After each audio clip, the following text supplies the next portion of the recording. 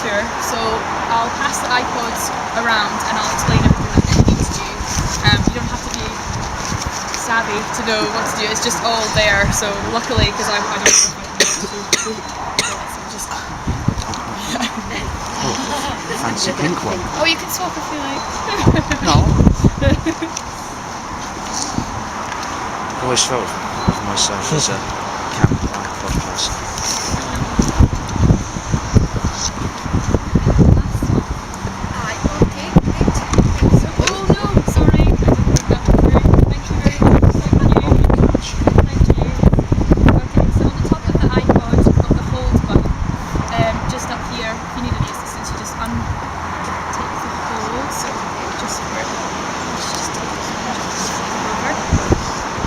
And then it should, in front of you, you should have a smaller.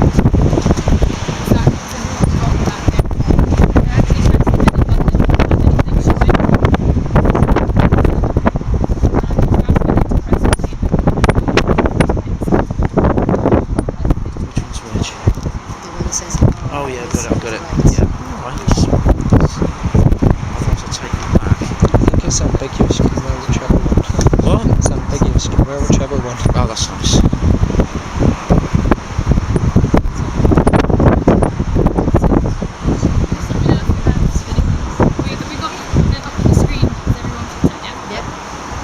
What?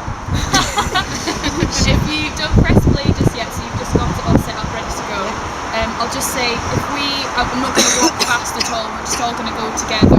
Make sure we're just staying together as a group. No one's going to go too quickly, or just all of us going to be aware of the speed that we're going at. We're going to go around this way to the left, and we'll start the tour then. What I'll do is I'll get everyone to press play at the same time. Are we all ready to go? Yep. Good.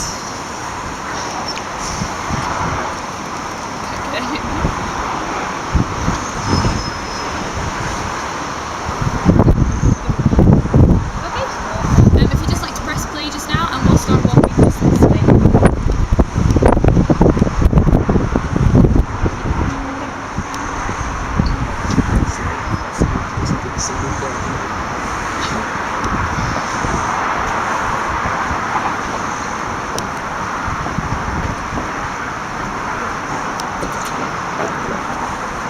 Everyone's playing at the moment, yeah? Yeah, sorry.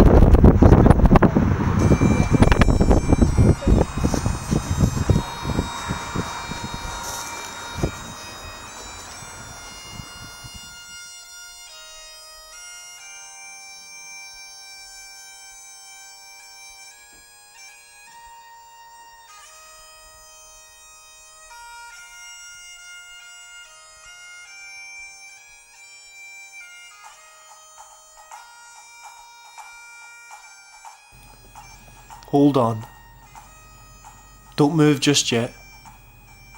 Have a look around first. Can you breathe that in? That's good Scottish air. Oh flower. Oh flower of Scotland. Gravel paths, motorways and railway lines. Long stretches of not much. And all the CCTV cameras in the world. Hear that? That's the sound of the motorway in the distance. Look around you. Glass and bricks, patches of grey. My, it's good to be back. Open up your eyes, nose, mouth and ears. Are you ready? Let's start our journey, shall we? Go on. Start walking now. Stick to the path. Don't get lost. Let the gravel slip between your feet. Breathe in. Clear your lungs. What do you want me to say? Do you want me to tell you? This is it. Look around. I can't give you everything you want. This was my hometown, my roots, my origin. Like most places, there's two sides to it. There was this one night, and it never should have happened. Stones underneath my feet, gravel. Remember the details.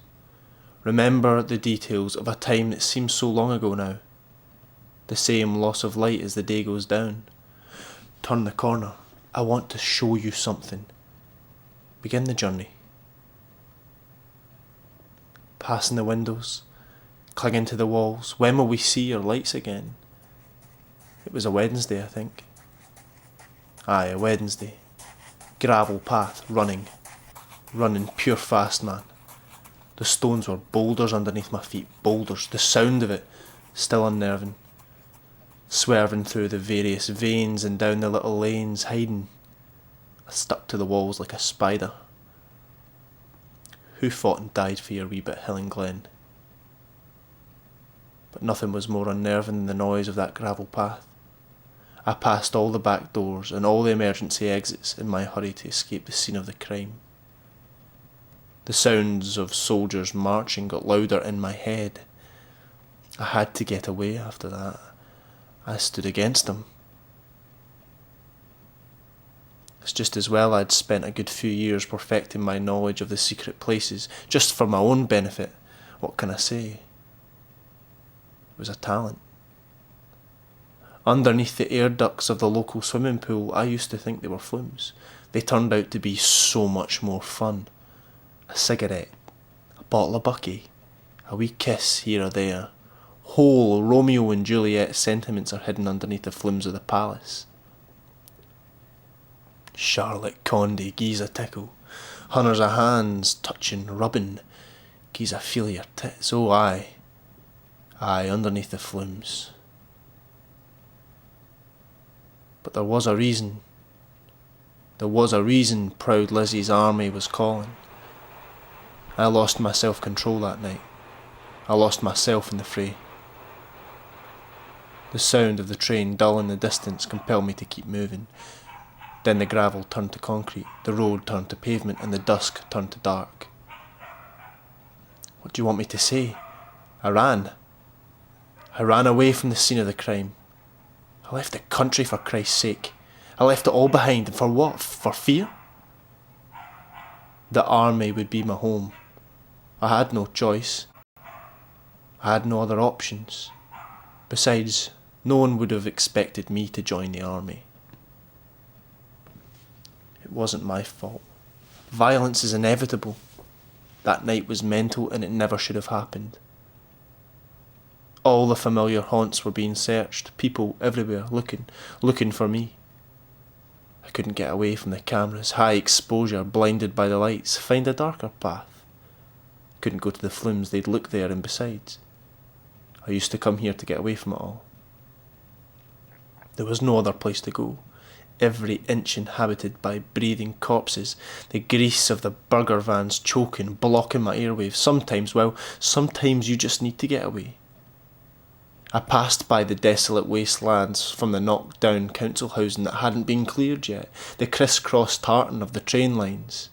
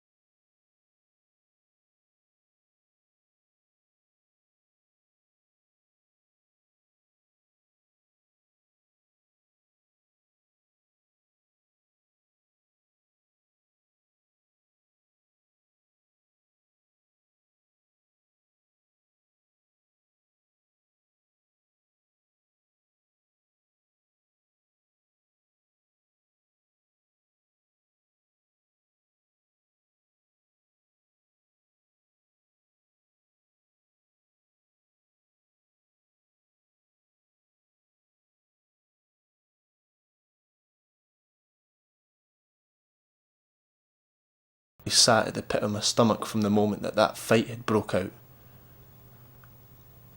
The self-loathing had turned sour. The more I thought about that boy lying there with his face covered in blood, the more I didn't care about what happened to me. Yeah, I was heading out to Afghanistan, but I didn't care whether I came back or not. I looked back along the road I had come. The steps I had taken. All of them away from my hometown. All of them away from the guilt of my own actions. Violence is not an answer. Yet here I was going to war. Some of the other privates, they were going on tour to prove themselves. They wanted people to see them differently, but not me. Not me. To be honest, I really didn't give a fuck. I was just ready to die.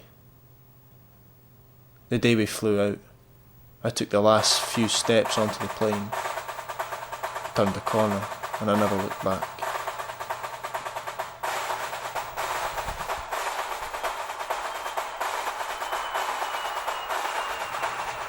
Helmand Province. It's like nothing you've ever experienced. Some things are right though. Civilians traipse around in troops or packs, and there's nearly always a soldier somewhere patrolling the place with an eye out for insurgents. The roads rise and fall almost as frequently as the tide, with heavy vehicles entering and exiting as they please. At the beginning of my tour out there, I welcomed the first bout of heavy fire. We were moving up to a place called Yamchi where coalition forces dropped some bombs on the Taliban. One of them had failed to go off.